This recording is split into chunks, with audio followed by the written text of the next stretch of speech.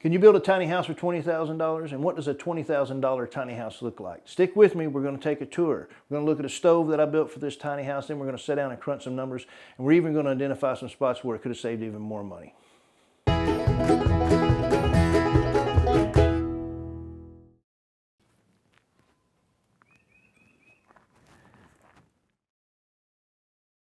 Okay, coming in the front door, last video, the trim wasn't around the door. We mentioned we was going to go with wood. We decided to go ahead and go with creek rock. It's just free sandstone out of the creek.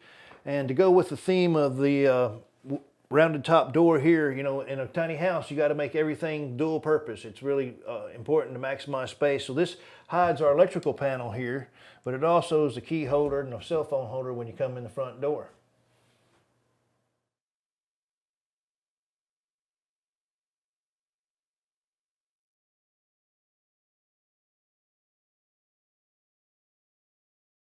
We got 288 square foot in this tiny house, so every square inch makes a difference. In order to preserve spaciousness in the house, we decided to go with a Murphy bed. We didn't go with, this is a queen size Murphy bed, and we didn't go with a vertical one. We went with one that tilts out on the side.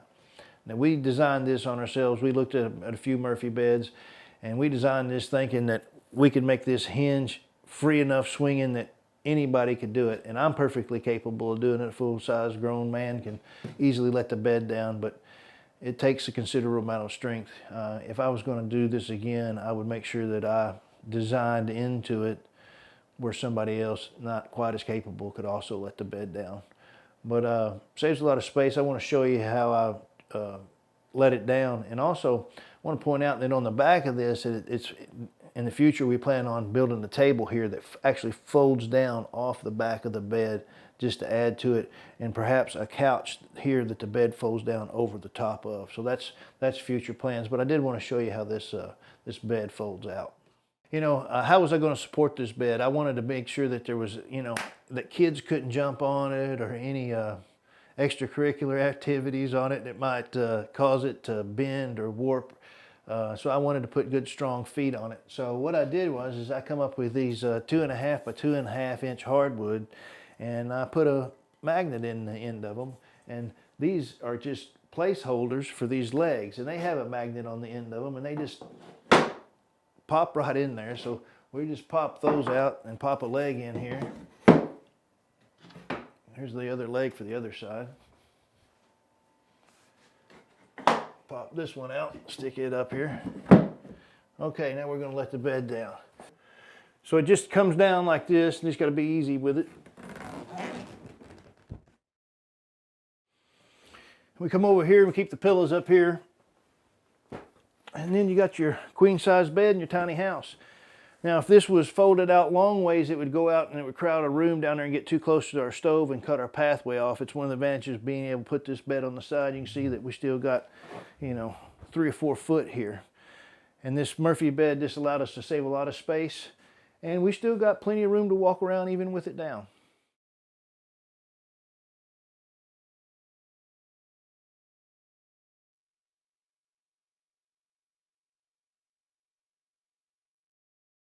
You can see that instead of going with upper cabinets in the kitchen, that we went with these just slabs from the sawmill that we use pipe fittings on to attach them on the wall. So we saved some money there.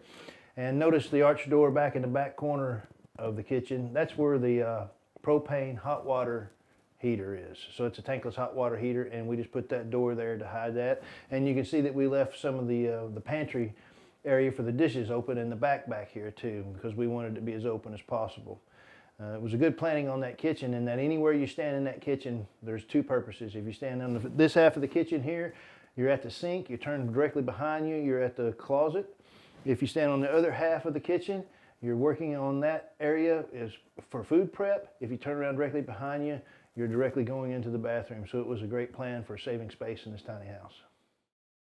In previous videos, I said I was going to put a water tank up here, and you can see all this framework over this kitchen portable water tank. We have decided to go against that. We've put the tank outside. So this is now a storage area up here. So what we did is we just built a wall about 1 foot back from this front space here and put a door up there. So that space all up there is now storage.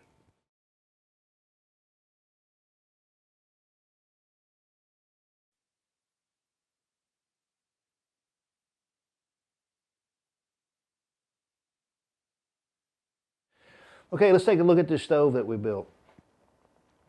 You know, these smaller wood stoves start at about $200. That's for the really cheap ones, the really small ones. And you know, you get one with a glass door, they're about $600. And those stoves are pretty efficient. They don't hold any thermal mass though. And so we wanted to build something here that had something to draw the heat and hold it long term. And so what we did is we built the side walls, the back wall, and the bottom of this stove out of fire brick. And we mortared it together, and then we did another layer of regular brick on the outside of that. And then we just took a piece of 1/4-inch stainless it's approximately 2 foot wide, approximately 4 foot long. We cut it, we rounded these front corners, and welded this piece here to here, so it's just an L. And that L just sets on top of that box there. Now there's screws in there that screw out to it against the inside of the bricks that hold it in there. We put rails that drop on the inside of the bricks, and we put screws that screw to the outside to tighten it in there to hold it in there. And of course we used like what they call a chimney mortar around all these edges so it wouldn't leak or smoke around the edges. This door is just off of a barrel kit from like Harbor Freight, or sometimes Tractor Supply sells a kit that you can make a wood stove out of a wood barrel. And it's got 4 legs, it's got a ring that you can cut out and make the smokestack for the barrel, and then it's got a door. Well, the kit's $49, so we just bought the kit. And this is just the door, and it just cut a hole out, and it's got its holes already prefab cut around, so you can just bolt it right in. Right now we don't have much fire in here. We're trying to let it go out. It's about 30 degrees outside. Right now it's 78 degrees inside of here. And with this much fire, obviously it's been more fire, but we're letting it cool off. The stone is here for the thermal mass and hold more heat. And in this tiny spot, you know, at least 6-7 hours after this fire goes out, there's still no need for heat. Behind the stove, you can see that we put all the sandstone creek rock, which we picked all that up for free, which is also a lot of thermal mass. And in that area behind the stove, I actually filled that with mortar to add to the thermal mass to help distribute it. And to make sure that it went right between our rafters, you can see that our exhaust here is slightly offset, and that's so it'll go through the rafters in the right spot.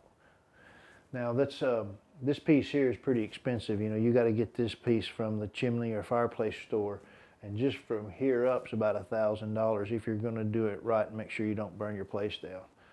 So this stove turned out pretty good. We was going to do it with a coil and heat some water and put it up over the kitchen, but we have an abundance of heat. We have more heat than we need. This stove here will overdo the job. So we're quite happy with the heating capabilities, and it gives us a cooking surface. So that's a look at the stove.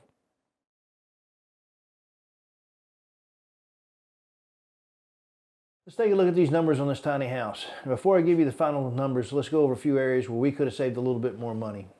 One is we used hardy board on the outside for siding. Hardy board's pretty expensive, but hardy board is a cement board, and it's normal lifespan's 50 years minimum. So as long as you keep it painted, you're not going to have any siding rot, you're not going to have any siding warp or whatever. So we chose to go ahead and get the hardy board siding. We also inside, we chose to do the 1-inch by 6-inch wide tongue and groove pine ceiling. We did that because we just thought it added something to it, give it more of a cabin feel. You know, we looked at doing this from a shed house. And so we priced buildings that are 12 by 24, similar size buildings, and we looked and found even the repossessed ones were running, $12,000. So if you had $12,000 on a shed, then you got to come in and put a floor in it, and you got to finish it out. I don't know that you could finish a shed for what we finished this place for. When I tell you the number, you be the judge. We saved a lot of money in this house by using the creek rock. We saved a lot of money in the house by using the aircrete. You know, the big point here about this aircrete is that wall, square foot of aircrete wall is, considerably less than $1 per square foot, even including the steel that's inside of it. The drywall wall up here is almost $14 a square foot with the insulation and the sheeting and everything goes in it. So the aircrete saved us a lot of money as well. The stove saved us some money by putting it together, And absolutely, we saved at least $5,000 by putting a composting toilet in. We didn't have to put in a septic tank, so that saved a lot of money too. So the final price, everything included. Now this is not including tools that we're going to be able to use again, but this is all the materials that was used to put this tiny house together, what you see. $18,717 right now. We're pretty happy with that number. If you can get the shed for $12,000, then that only gives you about $6,000 to get to this level of finish. I don't think you can get it done, right? And I don't think you're going to have this good of a product. I don't think it's going to last this long.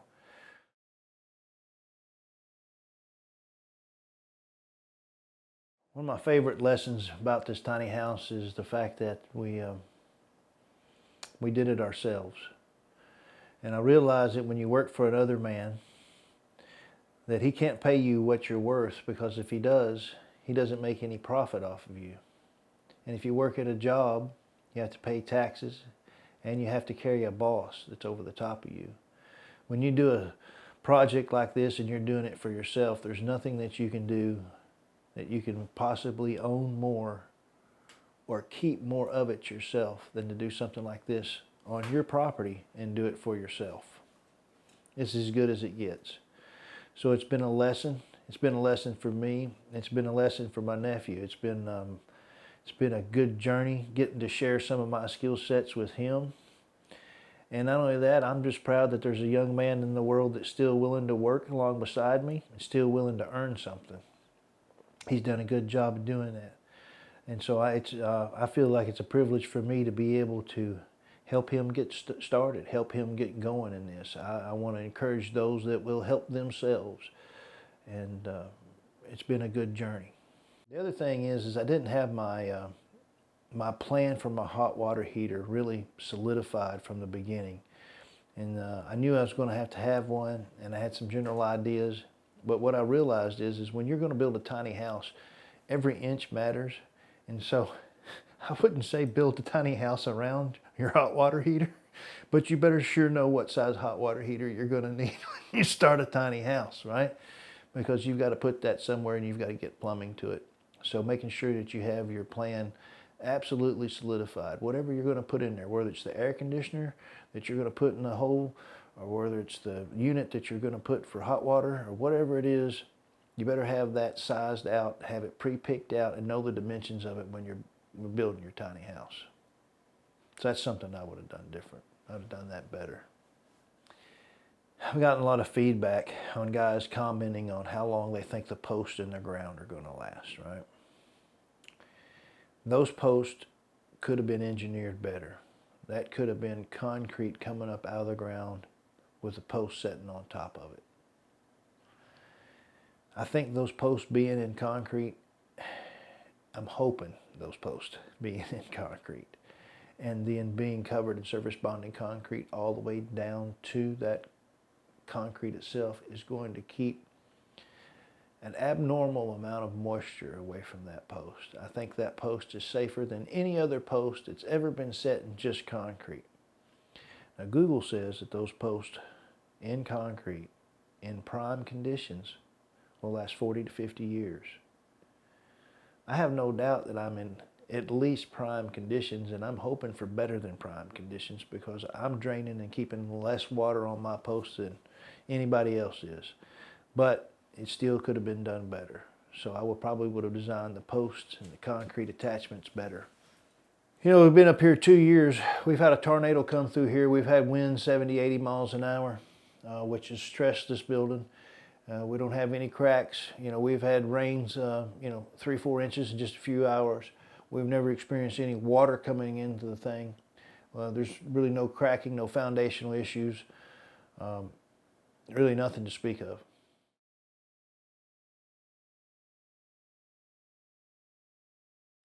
Okay, so this is my nephew Holden. This is my sister's son. He's 22 years old now. He's the guy, the backbone of this operation, you could say. This has been his project. I've done this because he's been here with me.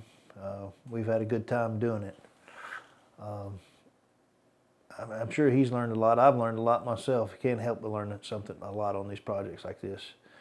he just brought up a point to me. He said that, you know, we was able to do a little rougher cuts because we went with like the cabin theme and, you know, all this pine trim and all these knot holes and these nails. Every time we kind of, you know, we made a cut or made an accident, it just gives it a little bit more character. You know, a lot of these things we didn't want to do. Like, we didn't want to build that arch door, you know. I was like, what do you want to do for a door? He's like, let's do an arch. And I'm like, oh man, that's a lot of work, you know. I don't want to do an arch door. But the truth is every time you get an opportunity to improvise, right? You get an opportunity to do something yourself instead of go buy something. You get an opportunity to really make that project your own, right? Not only that, that door was cheaper than if we bought one from the store. I mean, true. Stronger. So it is. But you know, how much time did it take though? I mean, we could have threw a square door in there from Home Depot in a couple hours, right? Well, it's not just round doors. I mean, we made the door itself, but you know, we had to learn the lessons about laying out the arch and what it took, and there's just a lot there. And it, you know, it's a unique look when it's done. Every opportunity you got where you can either go buy something or you can improvise it. The improvisation is where the uniqueness comes from. It's where the creativity comes from. It's really those are the unique parts of the house.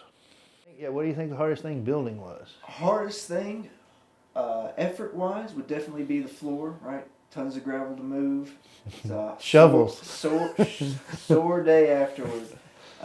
Hardest thing mentally, I would say, would be the bed, right? We have to design, redesign, make sure everything fits, how those hinges work. Is it going to clear? Is it going to hit the ceiling? How high is the bed going to be? Me personally, I just hate plumbing, so that was a drag for me. He's got his experience. He's got his black belt in plumbing, right? He now understands that you get 3 or 4 more than you plan on using, right? You never have enough. We made too many trips to the plumbing store.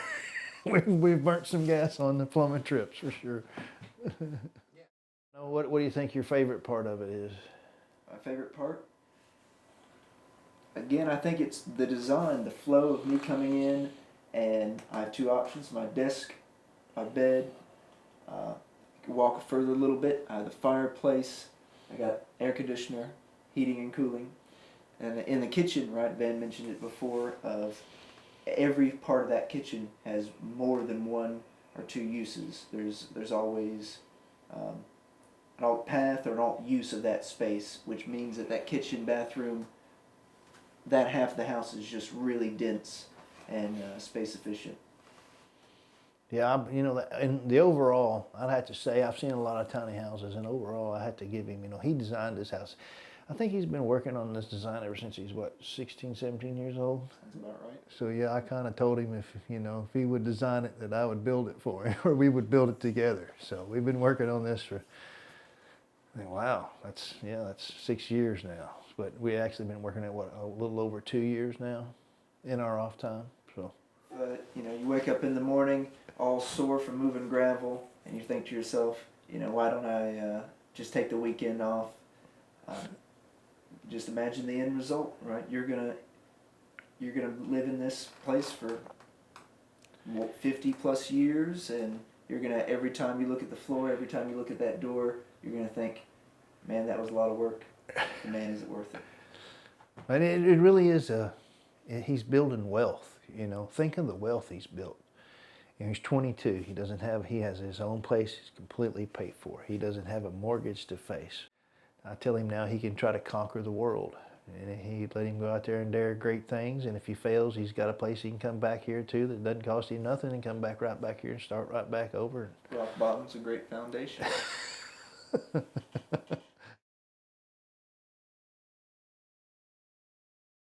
It's easy to get excited in the beginning. You got lots of energy in the beginning. Some of that kind of dissipates as the struggle continues. I would remind you that it's not how you start, it's how you finish, right?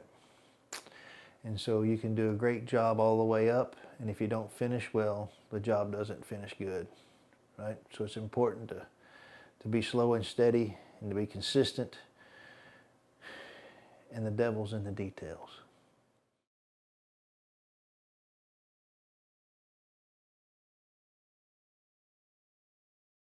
maybe it might be something to pick up the camera and actually walk through the space. I don't know if you have a wide angle lens to really capture moving through the space and how that looks.